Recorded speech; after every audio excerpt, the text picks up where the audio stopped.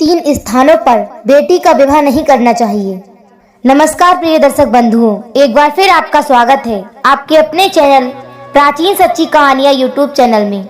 दर्शक बंधुओं, आज हम आपके लिए बहुत ही ज्ञानवर्धक जानकारी लेकर के आए हैं, इसलिए आपसे हमारा निवेदन है कि वीडियो के अंत तक बने रहें।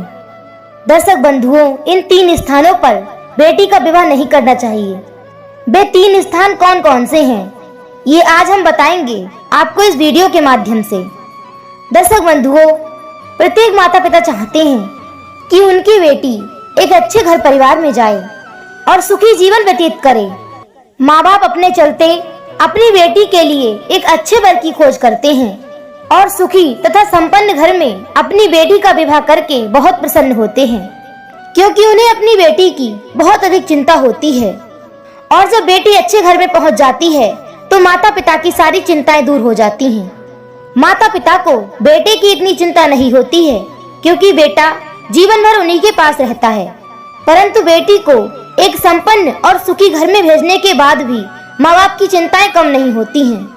बेटी के ससुराल वालों की तरफ से हजारों तरह की शिकायतें आ जाती हैं। नए नए उल्हाने बेटी के पिता को चैन से सोने नहीं देते हैं और पिता की सारी उम्र उन शिकायतों को सुनते सुनते बीत जाती है। कई बार तो दहेज के भूखे हैवानों की तरफ से बेटियों को प्रताड़ित किया जाता है। इस तरह के लालची लोग बेटी की जान तक ले लेते हैं। ऐसे में उसके पिता का दुख और बढ़ जाता है। दर्शक बंधुओं, एक पिता अपनी बेटी के लिए इससे अधिक और क्या कर सकता है। उसे न्याय मांगते मांगते और कोर्ट कचहरी के चक्कर लगाते लगाते कई परेशानियों का सामना करना पड़ता है। कहीं न्याय हो भी जाता है तो कहीं न्याय नहीं मिल पाता है और अंत में मन मारकर बैठने के अतिरिक्त उसके पास और कोई विकल्प नहीं होते, क्योंकि उसकी बेटी भी चली जाती है और कोर्ट कचहरी के चक्कर भी लगाने पड़ते हैं। जब बेटी जीवित थी तो उसकी खुशी के लिए दौड़ता रहा और जब उसकी मृत्यु हो गई तो उसके न्याय के लिए दौड़ता रहा। दौड़ते दौड़ते बाल पक गए, शरीर पर झुर्रियां आ गईं और इसी तरह से एक दिन सांसें भी थम जाएंगी। दर्शक बंधुओं, कितना संघर्ष भरा पड़ा है एक पिता के जीवन में। इसलिए धन के लालची ये ध्यान रखें कि अपनी बहू के पिता की कष्ट कथा को समझकर चलना। बेटी तो विधाता ने आपको भी दी होगी, तो अपनी ही बेटी से अनुमान लगा लेना कि उसके माता पिता का क्या हाल होगा, जिसकी बेटी तो अपने घर में बहू बनाकर लेकर के आए हो। प्रत्येक बेटी के माँ बाप को हम एक महत्वपूर्ण संदेश देना चाहते हैं, जो आपके लिए तथा आपकी बेटी के लिए अत्यंत हितकारी होगा।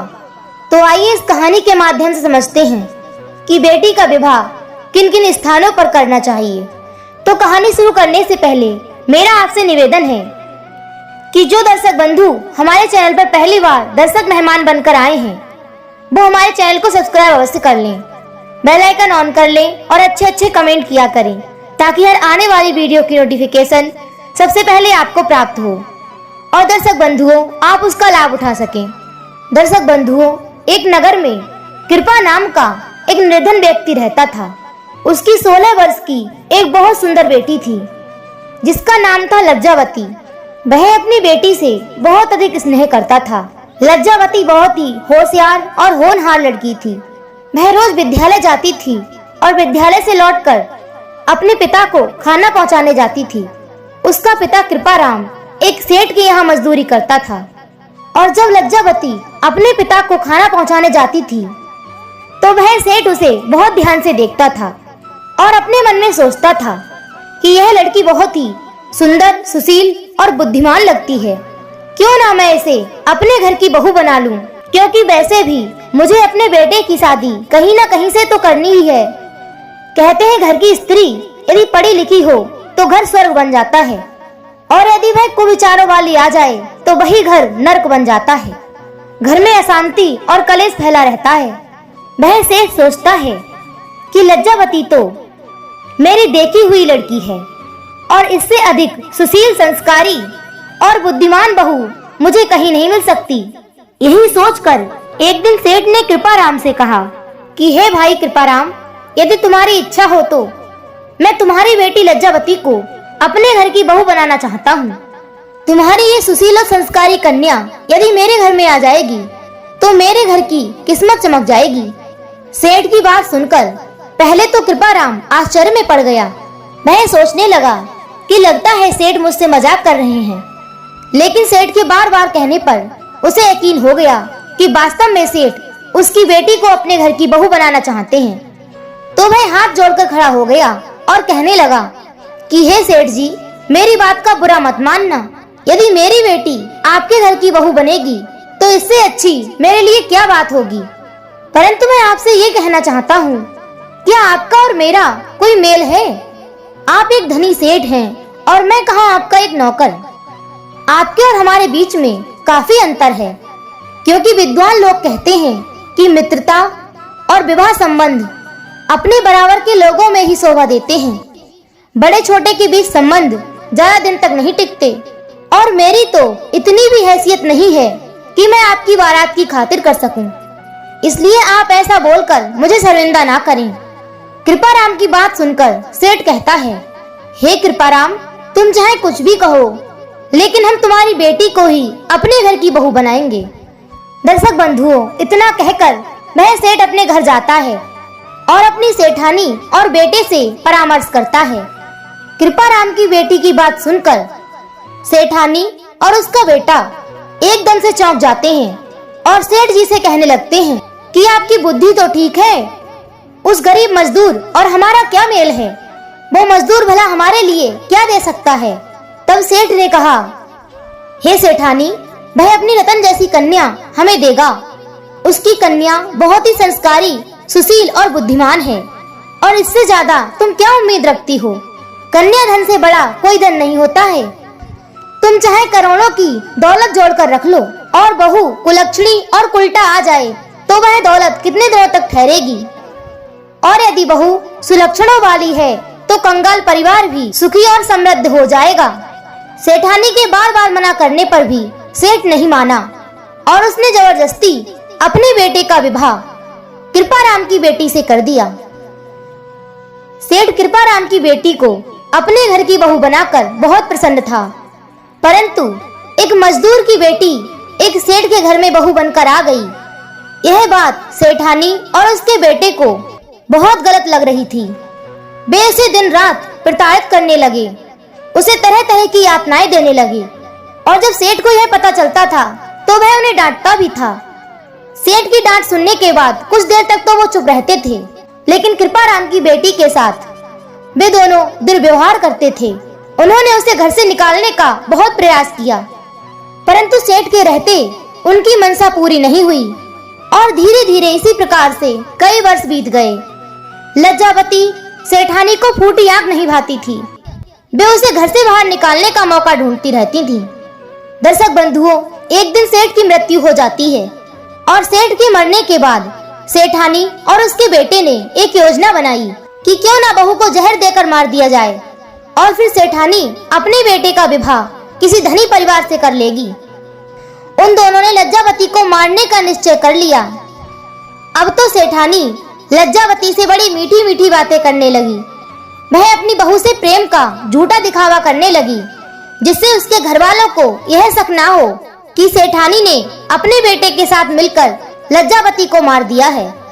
दर्शक बंधुओं, एक दिन सेठानी ने लज्जावती से कहा कि बहू, आज तुम बैठो और मैं तुम्हारे लिए भोजन बनाकर खिलाती हूँ, और मुझे बताओ कि तुम्हें भोजन में सबसे अधिक प्रिय क्या है। तब लज्जावती ने सेठानी को अपना मनपसंद भोजन बता दिया।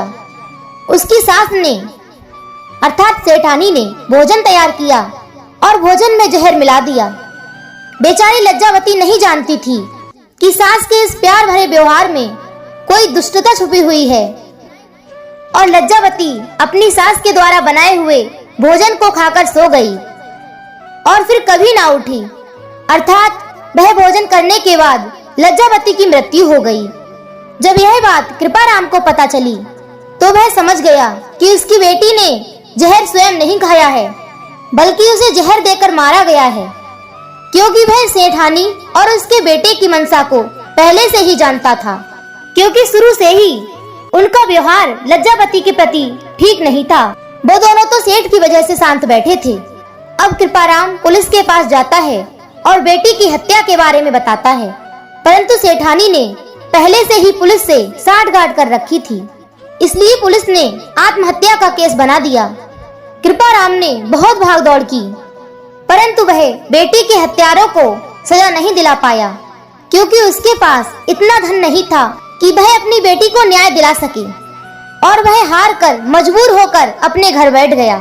और कृपाराम अपनी करनी पर पछताने लगा कि काश मैं सेठ की बात मानकर अपनी बेटी का विवाह उसके घर में नहीं करता, तो आज उसे ये दिन नहीं देखना पड़ता। इसलिए दर्शक बंधुओं, इन 3 स्थानों पर बेटी का विवाह कभी भूलकर भी नहीं करना चाहिए। नंबर 1, जहां दोनों पक्षों के बीच भारी असमानता हो, अर्थात कन्या का पिता निर्धन हो और लड़के का पिता बहुत अधिक अमीर, दोनों के बीच कोई समानता ना हो, क्योंकि विवाह संबंध और मित्रता सदैव अपने बराबर वालों में ही शोभा देती है। नंबर 2, जो धन के अत्यंत लालची हों और पैसों के लिए कुछ भी करने को तैयार हों, अर्थात पैसों के लिए वे अपना मान सम्मान भी बेचने को तैयार हों, तो ऐसे लोगों में बेटी का विवाह नहीं करना चाहिए। और नंबर 3, जो परिवार संस्कारों से रहित हो, जो वेद के पठन पाठन से रहित हो, जिनके घर में पुरुष संतति ना होती हो, जिन कुलों में कुष्ठ के रोगी हो, मृगी के रोगी हो, और जिन कुलों में यक्षमा नाम की बीमारी हो, और जिन कुलों में सफेद दाग वाले रोगी हो, ऐसे परिवारों के धन धान्य से संपन्न होने पर भी बेटी का विवाह नहीं करना चाहिए। दर्शक बंधुओं, आज के लिए बस इतना ही। हम उम्मीद करते हैं आज की कहानी आपको जरूर पसंद आई होगी। यदि वीडियो अच्छी लगी हो तो लाइक करें, कमेंट करें और अधिक से अधिक लोगों तक शेयर अवश्य करें। फिर मिलेंगे इसी तरह की एक ज्ञानवर्धक कहानी के साथ। इसी के साथ दर्शक बंधुओं, राधे राधे, जय श्री कृष्ण।